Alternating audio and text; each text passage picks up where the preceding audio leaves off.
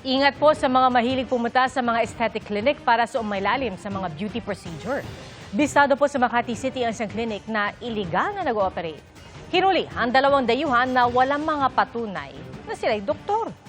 Nakatutok si John Consulta, exclusive. Pagkakuha ng senyas, pinasok ng mga tauhan ng NBI Special Action Unit ang aesthetic clinic na ito sa Makati City. NBI Dahil lang. Relax lang kayo. Inabutan ng mga operatiba ang mga kliyenteng nakahiga sa mga kama habang isinasalang sa mga procedure. Nakatago naman sa mga kabinet sa loob ng klinik. Yan yung mga gamot nila para sa hair. So hindi natin alam kung mga ano yan, kung mga FDA approved yan, sir. Sa kwarto ito naman mga kapuso, ginagawa daw yung mga procedures tulad ng paglalagay ng botox at fillers dito sa kamang ito.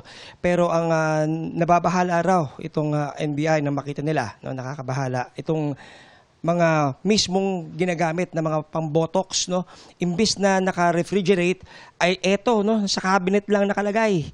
Kung kaya't malamang daw ay compromise na itong mga ginagamit sa pambotox na pwedeng magkaroon ng malaking epekto na negatibo sa sino mang panggagamitan nito.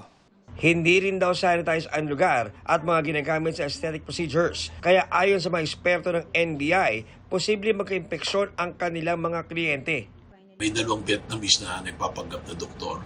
At nung pinuntahan, nakita yung clinic, yung botox, hindi mga nakarep. Tapos nung tinignan yung personalities nila, overstaying din ng mga Vietnamese. Inaresto ng raiding team ang dalawang Vietnamese at isang Pilipinang tumanggap ng Mark Money. Walang maipakitang katunayan ng pagiging doktor ang mga Vietnamese ng hinga ng mga otoridad. Kinumpiska lahat ng kanilang equipment at mga gamot. Wala pang pahayag ang mga inaresto na nasa NBI Detention Facility sa Muntinlupa at naharap sa reklamong paglabag sa Medical Act at FDA law.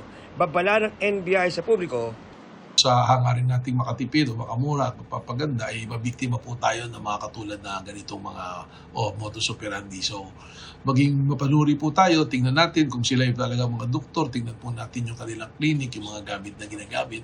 At kung may pagdududa po, agad na makipag-ugnayan sa aming pong tanggapan para kayo po ay aming masislihan at matulungan. para sa GMA Integrated News, John Consulta, nakatutok 24 oras.